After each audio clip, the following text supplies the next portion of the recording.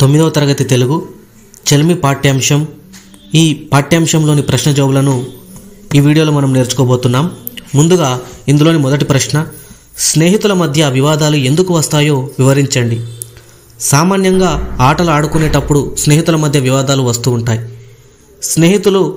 స్నేహితులకు ఎవరైనా ఏదైనా బహుమతులు ఇచ్చినప్పుడు అవి వారికి సమానంగా ఇవ్వలేదనే విషయం దగ్గర, చదువులలో పోటీలు ఏర్పడినప్పుడు, నోట్సులు పుస్తకాల దగ్గర, తమకున్న బట్టలు వగైరా దగ్గర తగాదాలు వస్తాయి.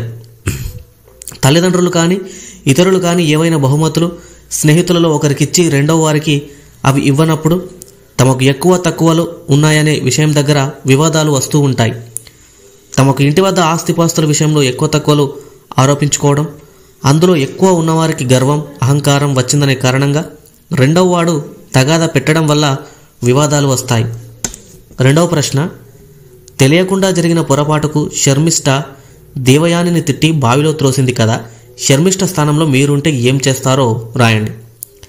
శర్మిష్ఠ దేవయానులు ఒకరి బట్టలు ఒకరు కట్టుకున్నారు. సుడిగాలి రావడం వల్ల వారు జలకేలి చేస్తూ గట్టున పెట్టుకున్న బట్టలు తారుమారయ్యాయి. ఇందులో దేవయాని తప్పు లేదు. కేవలం పొరపాటు వల్లనే ఒకరు మరియొకరి బట్టలు కట్టుకున్నారు. శర్మిష్ఠ తాను రాజు కూతురుననే గర్వం చూపించింది. దేవయాని శర్మిష్ఠకు సర్ది చెప్పినా ఆమె వినకుండా దేవయానిని నూతిలోకి త్రోసింది.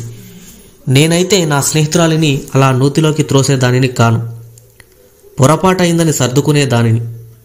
అటువంటి పొరపాట్లు ఎవరికైనా వస్తాయని, నా స్నేహితురాలిలో తప్పు లేదని గ్రహిస్తాను. ఇది స్త్రీలింగం ఉన్నప్పుడు మనం ఈ విధంగా చెప్పాలి. కులమత వర్గ పేద ధనిక తేడా లేనిది స్నేహం ఒక్కటే. దీనిని సమర్థిస్తూ రాయండి. స్నేహానికి హద్దులు లేవు, పరిమితులు లేవు. బడిలో చదువుకునేటప్పుడు, ఆటలు ఆడుకునేటప్పుడు ఎందరో మనకు స్నేహితులు అవుతారు. అందులో వివిధ కులాల వారు, మతాల వారు, వర్గాల వారు, పేదలు, ధనికులు కూడా ఉంటారు. స్నేహానికి మనస్సులు రెండు కలవడమే ముఖ్యం. ఒకరికొకరు ఇచ్చిపుచ్చుకోవడంలోనే స్నేహం ఉంది. లోకంలో ఎందరో వివిధ మతస్థులైన, వివిధ కులాల వారైన స్నేహితులు ఉన్నారు. వారు ఒకరి కోసం మరొకరు తమ ప్రాణాలు ఇస్తారు. సుగ్రీవుడు వానరుడు అయిన రామలక్ష్మణులతో స్నేహం చేసి అతడు సీతను రాముడు తిరిగి పొందడంలో రాముడికి ఎంతో సహాయం చేశాడు. అలాగే విభీషణుడు రాక్షసుడు అయిన రాముని ఆశ్రయాన్ని పొంది విభీషణుడు రాముడికి ఎంతో యుద్ధంలో సాయం చేశాడు. దీనిని బట్టి స్నేహానికి కులమత వర్గ భేదాలు ఉండవని మనం గ్రహించాలి. 4వ ప్రశ్న, అచ్చ తెలుగు భాషలో రాయబడిన ఈ పాఠం చదివారు కదా, మీకు కలిగిన అనుభూతిని రాయండి. అచ్చతెలుగు పద్యం ఒకటి కావ్యంలో ఉంటేనే అది ఎంతో గొప్ప విషయమని కావ్యరసజ్ఞులు మెచ్చుకుంటారు. అలాంటిది నేను ఈ చెలిమి పాఠంలో 12 అచ్చతెలుగు పద్యాలు చదువుకున్నాను. అయితే సంస్కృత సమాసాలతో పద్యాలు వినడానికి కమ్మగా, గంభీరంగా, ఇంపుగా ఉంటాయి. ఈ అచ్చతెలుగు పద్యాలు ముద్దులు మూటలు కడుతూ ఉన్నాయి, శ్రవణ పర్వంగా ఉన్నాయి. క్రింది ప్రశ్నకు 10 వాక్యాల జవాబు రాయండి. ఆపదలో ఆదుకునేవాడే నిజమైన స్నేహితుడు, ఎందుకు వివరించండి. చెలిమి పాఠంలో రాక్షసరాజు కూతురు శర్మిష్ఠ తన స్నేహితురాలైన దేవయానిని చిన్న తప్పు కోసం అసహనంతో ఆమెను నూతిలోకి త్రోసివేసి తాను ఇంటికి వెళ్ళిపోయింది. దేవయానిని ఎవరూ ఆదుకోలేదు. శర్మిష్ఠ రాజు కూతురు కాబట్టి ఆమె వెంటనే 1000 మంది చలికత్తెలు కూడా వెళ్ళిపోయారు. కానీ దేవయాని చలికత్తె అయినటువంటి ఘూర్ణిక, ఇక్కడ తప్పుపడింది గమనించండి, ఘూర్ణిక మాత్రం దేవయానిని విడవకుండా ఆమెకు సాయం చేద్దామని చూస్తూ తాను ఒక్కతి ఏమి చేయలేక సాయం చేసే వారి కోసం ఆ అడవిలో ఎదురు చూస్తుంది. ఇంతలో పాటలీపుత్రం ప్రభు అయిన యయాతి మహారాజు జాబాలి మహర్షి ఆశ్రమం నుండి తిరిగి వెడుతూ దాహంతో దేవయాని ఉన్న నూతి దగ్గరకు వచ్చాడు. తన్ను రక్షించమని దేవయాని పెద్దగా గొడవ పెట్టింది. దానితో యయాతి మహారాజు దేవయానిని రక్షించాడు. దేవయానికి పూర్ణిక నిజమైన చలికత్తె. అందుకే ఘూర్ణిక దేవయానిని అడవిలో నూతిలో ఒంటరిగా విడిచిపెట్టి ఇంటికి వెళ్ళలేదు. దేవయానికి వచ్చిన కష్టాన్ని యయాతి మహారాజుకు చెప్పింది. యయాతి మహారాజుచే దేవయానిని రక్షింపచేసింది. అందుకే ఆపదలో ఆదుకున్న వారే నిజమైన స్నేహితులు అని చెప్పాలి. ఈ కథలో పూర్ణకమే దేవయానికి గమనించండి, ఇక్కడ కూడా తప్పుపడింది.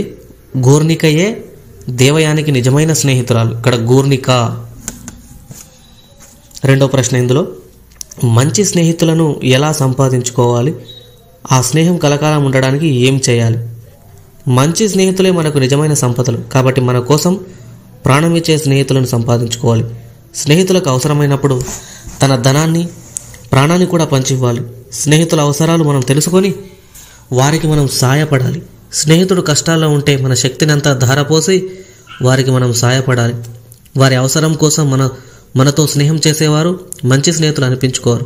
ఎవరైతే మనం ఆపదలో ఉన్నప్పుడు, లేని స్థితిలో ఉన్నప్పుడు ఆదుకుంటారో వారే మంచి స్నేహితులు. మనం తప్పుదారిలో నడిచేటప్పుడు అది మంచిది కాదని, దానివల్ల కలిగే లాభ నష్టాలను వివరంగా మనకు తెలియపరిచి మంచి దారి చూపించేవారే మంచి స్నేహితులు. మంచి స్నేహం త్యాగాన్ని కోరుతుంది. మంచి స్నేహితుల కోసం మనం ఎంతటి త్యాగానికైనా వెనుకడుగు వేయకూడదు. మంచి స్నేహం కలకాలం నిలవాలంటే మిత్రులు చిన్న చిన్న విషయాలపై తగవలు పెట్టుకోరా. ఒకరి మనస్సులను మరొకరు బాగా అర్థం చేసుకోవాలి. స్నేహితులకు అవసరమైతే తనను, తన ఆస్తిని, తన బంధువులను వినియోగించి తోడ్పడాలి. ఆ స్నేహం కలకాలం నిలుస్తుంది. కింది అంశాల గురించి సృజనాత్మకంగా, ప్రశంసాత్మకంగా రాయండి. శర్మిష్ఠ తన స్నేహితురాలైన దేవయానిని తిట్టి బావిలో తోసింది కదా. తర్వాత తన తప్పు తెలుసుకుని చింతిస్తే ఎలా ఉంటుందో ఊహించి ఏకపాత్రాభినయానికి అనువుగా మాటలు రాయండి అన్నారు. శర్మిష్ఠ ఏకపాత్రాభినయం. అయ్యో, ఎంత పని చేశాను! దేవయాని నాకు ఎంతో మంచి స్నేహితురాలు కదా, దాన్ని నూతిలోకి తోశాను. పాపం ఏమైందో, చచ్చిపోయిందేమో. ఎంత పాపానికి ఒడిగట్టాను. నేను మిత్రద్రోహురాలిని. పాపం దేవయాని నాకు ఎంతో నచ్చ చెప్పింది. అవును, సుడిగాలి వస్తే దేవయాని ఏం చేస్తుంది? పాపం బట్టలు మారిపోవడానికి దేవయాని నిజంగా కారణం కాదు కదా. మరి నేను మాత్రం తప్పు చేయలేదా? నేను దేవయాని బట్టలు కట్టుకున్నాను కదా. నేను మాత్రం నా బట్టలు సరిగా గుర్తించగలిగానా? లేదు కదా. నేను చేసిన తప్పే దేవయాని చేసింది. తప్పు మా ఇద్దరిది ఒక్కటే, కానీ శిక్ష దేవయాని అనుభవిస్తోంది. ఇది అన్యాయం. నేను రాజకుమార్తెననే అహంకారంతో ఈ తప్పు చేశా. ఇది నిజం. దేవయాని తండ్రి గారు మా రాక్షస వంశానికి గురువుగా, మాకు ముఖ్యంగా మా నాన్నగారికి ఎంత ఉపకారం చేస్తున్నారు. రాక్షసుల క్షేమానికి కారణం దేవయాని తండ్రి శుక్రాచార్యులు గారే. నేనెంత తెలివి తక్కువగా వ్యవహరించాను, ఎంత చెడ్డ పని చేశాను. వెంటనే దేవయానిని రక్షించమని భటుల్ని పంపిస్తా. దేవయానిని రక్షింపచేసి ఆమె దగ్గర నా తప్పు అంగీకరిస్తా. క్షమించమని కోరుతా. ఎవరక్కడ అని ఈ విధంగా చెప్తాను. విద్యార్థి మిత్రులారా, ఈ వీడియో మీకు నచ్చిందని మేము అనుకుంటున్నాము. నచ్చితే తప్పకుండా లైక్ చేయండి, షేర్ చేయండి, ఛానల్ను సబ్స్క్రైబ్ చేసుకోండి. ధన్యవాదాలు.